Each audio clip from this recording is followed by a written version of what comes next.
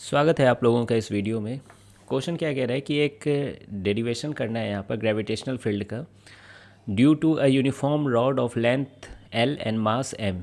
तो ये मास एम है और लेंथ एल है और यूनिफॉर्मली डिस्ट्रीब्यूटेड है, यानी अगर आप मास पर यूनिट लेंथ बोलें लैम्डा तो वो होगा एम बाई एल। ठीक। और कहाँ निकालना है? एट इट्स परपेंडिकुलर बाइसेक्टर, है ना। मतलब कि मान लीजिए कि ये लेंथ एल है तो ये लेंथ कितनी हो जाएगी? एल बाई टू हो जाएगी। मैं स्मॉल लेटर में एल लिख रहा हूँ जबकि ये कैपिटल एल है, अब देख लेना इसको। तो ये एल बाई टू हो जाएगा। ठीक। इसके परपेंडिकुलर बाइसेक्टर पे, यानी ऊपर वाला भी एल बाई टू है और नीचे वाला भी एल बाई टू है। ठीक। और at a distance D from the centre, तो सेंटर से डी डिस्टेंस पे जो ये पॉइंट है, इस पॉइंट पर बतानी है कि ग्रेविटेशनल फील्ड क्या होगी। ठीक। अगर कोई आपसे पूछे कि ये एंगल क्या होगा, तो ये एंगल भी आप मान लीजिए अल्फ़ा में मान लेता हूँ, तो दोनों एंगल सेम होगा। आप ये अल्फ़ा भी निकाल सकते हो। मैं ये अल्फ़ा क्यों लिखा? क्योंकि अगर आप में से कोई क्लास 12 के स्टूडेंट हो या फिर क्लास 13 के, तो आपको याद होगा ग्रेविटेशन चैप्टर इलेक्ट्रोस्टैटिक्स के बाद जब पढ़ाया जाता है तो वहाँ पर इसका आपने फॉर्मूला भी याद रखा होगा। एक चार्ज, यूनिफॉर्मली डिस्ट्रीब्यूटेड चार्ज होती है, रॉड में बटी हुई रहती है ना, लेंथ वाइज। तो उसकी जो इलेक्ट्रिक फील्ड होती थी यहाँ पे क्या होती थी? K lambda by D sine theta one plus sine theta two. ठीक। और एक अलोंग द रॉड होती थी K lambda by D cos theta two minus cos theta one. याद आ रहा है यहाँ पर? और यहाँ theta one theta two same ही है, तो वो पैरेलल वाला कट जाता है, तो क्या बचेगा? K lambda by D sine theta one, मतलब sine alpha plus sine alpha ही बचेगा। ठीक। तो ये फॉर्मूला याद रखने के लिए इलेक्ट्रोस्टैटिक्स में याद करवाते ही हैं। तो उस तरीके से यहाँ पर, है ना, ग्रेविटेशन में कैसे चेंज कर लेते हैं, के जगह माइनस जी आ जाता है। माइनस ये बता रहा है कि इलेक्ट्रिक फील्ड इस तरफ होती थी, तो माइनस मतलब इस तरफ होगी ग्रेविटेशनल फील्ड, जो कि आप जानते ही हो gravitational field attractive in nature होती है। तो के जगह माइनस जी आ जाएगा, लैम्डा की जगह एम बाई एल हो जाएगा, डी डी ही है, बाकी सब वही रहेगा। ठीक है। तो उसी चीज़ को मैं अब यहाँ डिराइव करके दिखा रहा हूँ बेसिक तरीके से। तो मैं क्या करूँगा, एक एलिमेंट लूँगा, है ना। एक बार में तो डायरेक्ट इस पॉइंट पर ग्रेविटेशनल फील्ड नहीं लिख सकते हैं, तो हमें एलिमेंट लेना होगा ताकि वो पॉइंट साइज़ का बन जाए, क्योंकि हमें पॉइंट साइज़ की वजह से फॉर्मूला पता है G M by R square. ठीक है। तो मैं क्या किया हूँ यहाँ पर, थीटा पे जाकर डी थीटा का एलिमेंट लिया जाए अगर, तो वैसा एक एलिमेंट लिया हूँ। या फिर दूसरे तरीके से आप ये भी देख सकते थे कि सेंटर से वाई ऊपर डी वाई थिकनेस का एक एलिमेंट लिए। ठीक है। वाई ऊपर डी वाई थिकनेस का एक एलिमेंट लिए। ठीक है। इनफैक्ट आप थीटा और वाई में रिश्ता भी बना सकते हो। कैसे? Tan theta equal to Y by D होगा, देख सकते हो। Tan theta equal to Y by D होगा, तो वाई इक्वल टू क्या हो जाएगा? D tan theta. ठीक। बाद में इसका यूज आएगा। और ये वाई है, ये डी है, तो बताइए इसकी डी एम मास क्या हो जाएगी? छोटी सी मास डी एम क्या हो जाएगी? Lambda into D Y.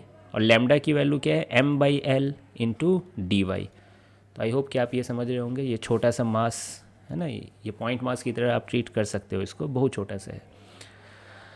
तो बताइए इस पॉइंट मास की वजह से यहाँ जो ग्रेविटेशनल फील्ड आएगी वो क्या आएगी? उसकी तरफ आएगी। छोटा सा मैं डी ई लिख देता हूँ, और ये डी ई की वैल्यू कितनी होगी? तो देखिए डी ई की वैल्यू होगी G M by R square. तो जी ही है, और मास की जगह क्या आ जाएगा? D M by R square. R मतलब ये वाली लेंथ, है ना, ये वाली लेंथ होगी। अच्छा, ये लेंथ भी निकाला जा सकता है डी और थीटा के टर्म्स में। कैसे? Cos theta equal to D by R होगा, तो R equal to D by cos theta, यानी आर की वैल्यू क्या हो गई? डी सेक थीटा हो गई। ठीक। तो आर स्क्वायर की जगह रख दें, डी एम की भी वैल्यू रख दिया जाए। डी एम की वैल्यू क्या है? M by L into D Y. और आर स्क्वायर की वैल्यू क्या हो गई? D square sec square theta. तो ये छोटी सी डी ई की वैल्यू आ जा रही है यहाँ पर। ठीक।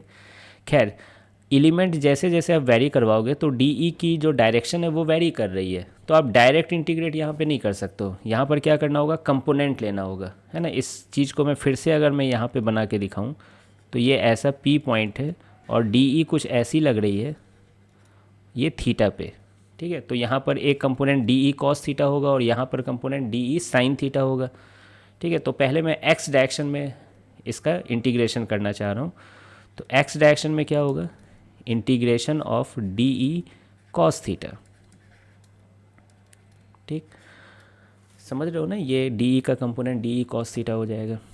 तो डी ई की वैल्यू मैं यहाँ से ले लेता हूँ। अब देखिए आप यहाँ पे देखिए, वेरिएबल जब आप देखोगे तो थीटा भी वेरिएबल है, वाई भी वेरिएबल है। तो मुझे तो इंटीग्रेशन करने के लिए एक वेरिएबल के टर्म्स में लाना होगा। तो उसके लिए मैं क्या कर रहा हूँ, थीटा और वाई में जो रिश्ता लाया था पहले, उसी से डी वाई की वैल्यू है ना निकालना चाह रहा हूँ। तो इसको मैं क्या करूँगा, डिफ्रेंशिएट कर दूंगा डी वाई। डी तो कांस्टेंट है, टेन थीटा का डिफ्रेंशिएशन क्या होगा, सेक स्क्वायर थीटा, और यहाँ पे डी थीटा लिखेंगे, है ना। ये डिफ्रेंशिएशन करना आप जान रहे हो, D Y by D theta भी आप ऐसे भी लिख सकते थे। तो डी ई की वैल्यू क्या है, G M by L D square sec square theta, और डी वाई की वैल्यू क्या है, D sec square theta D theta, और साथ में ये कॉस थीटा बचा हुआ है, तो ये कॉस थीटा है। अब आप इसको थोड़ा सा ठीक करें तो देखने को मिल रहा है सेक स्क्वायर थीटा कटता हुआ। तो G M by L D square, और यहाँ एक डी है तो एक डी कट जाएगा, तो यहाँ डी बचेगा नीचे, और यहाँ बचेगा कॉस थीटा डी थीटा। ठीक है, तो देख रहे हैं कितना सिंपल इंटीग्रेशन हो गया, ये सब थोड़ा थोड़ा यूज किए तो रिलेशन। अब देखिए यहाँ वेरिएबल थीटा के टर्म्स में मैं ले आया हूँ। तो ये जो एलिमेंट है, मैं थीटा को कैसे वेरी करूँ कि ये पूरा रॉड कवर हो जाए।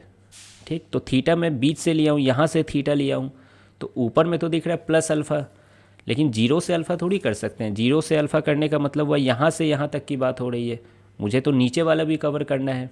तो या तो एक ऑप्शन है जीरो से अल्फ़ा करके 2 टाइम्स कर दो, नहीं तो ज़्यादा अच्छा लग रहा है कि माइनस अल्फ़ा से अल्फ़ा कर दो, है ना। यहाँ से एंगल ले रहा हूँ तो ऊपर प्लस ले रहे हो तो नीचे माइनस होगा, तो ये माइनस अल्फ़ा से अल्फ़ा हो जाएगा।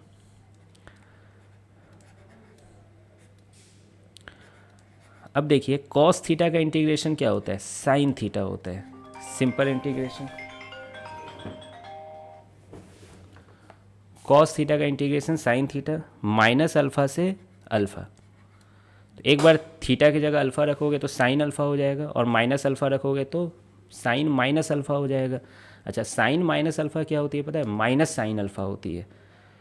तो जब इसको मैं यूज कर रहा हूँ, G M by L D sine alpha minus sine minus alpha, तो ये माइनस माइनस क्या हो जाएगा, प्लस हो जाएगा। Sine minus alpha minus sine alpha होती है, तो माइनस माइनस प्लस हो जाएगा, तो ये क्या हो जाएगा, 2 साइन अल्फ़ा हो जाएगा। तो आप यहाँ देख सकते हो G M by L D into 2 sine alpha. अब मुझे क्या चाहिए, साइन अल्फ़ा की वैल्यू चाहिए।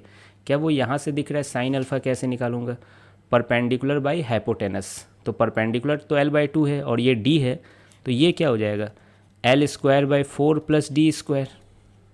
ठीक, तो इसको मैं यहाँ पे लिख देता हूँ, शायद दिख रहा होगा ये, हाँ। तो G M by L into D 2, और साइन अल्फ़ा की वैल्यू हो जाएगी, है ना, perpendicular by hypotenuse, L by 2 बटा दिस, एल बाई 2 बटा under root L square by 4 plus D square. अब देखिए कुछ कुछ कट रहा होगा, 2 से 2 कट रहा है, फिर ये एलसीएम हो जाएगा, 4 हो जाएगा, और स्क्वायर रूट से निकलेगा तो 2 निकलेगा, और वो 2 ऊपर चला जाएगा, और ये एल एल भी कट रहा है, तो ये आ रही है 2gm divided by D under root L square plus 4d square. तो ये आ गई EX। तो अभी EX ही आया है ना, इतना मेहनत करने के बाद। अब आप EY कैसे निकालोगे, तो EY DE साइन थीटा होगा। EY जो होगा integration of DE sine theta होगा। अब देखिए सेम इंटीग्रेशन स्टेप को फॉलो कीजिए, बस क्या चेंज होगा, यहाँ कॉस थीटा की जगह साइन थीटा आ जाएगा। ठीक है, फाइनली तो वो यही आ जाएगा GM by LD integration of sine theta D theta, और लिमिट माइनस अल्फ़ा से अल्फ़ा। अब इसको जब आप सॉल्व करोगे तो खुद सोचो, साइन थीटा का इंटीग्रेशन माइनस कॉस थीटा होता है, माइनस को साइड करो तो cos alpha minus cos minus alpha होगा, cos minus theta plus cos theta ही होती है, मालूम है ना। तो cos alpha minus cos alpha क्या हो गया, 0 हो गया, तो EY क्या आ गया, 0 हो गया। और वैसे भी सिमेट्रिसिटी से हमें फील आ रहा था कि वैसा ही एलिमेंट अगर नीचे लेते तो ऐसा कुछ आता और इसका वाई कंपोनेंट दोनों का कैंसिल आउट हो जाता और एक्स कंपोनेंट जुड़ जाता। तो आंसर जो है फाइनल आंसर ये ई एक्स ही फाइनल आंसर है। तो आई होप कि आप ये समझ में आ गया होगा, यही फाइनल आंसर है ई नेट। ठीक है, क्योंकि ई वाई क्या हो गया, 0 हो गया। तो ये डेरिवेशन है, बाकी इसका फॉर्मूला ही होता है, आपके नोट्स में करवाया गया होगा, तो उसी को याद रखना होता है। खैर मिलते हैं फिर नेक्स्ट वीडियो में।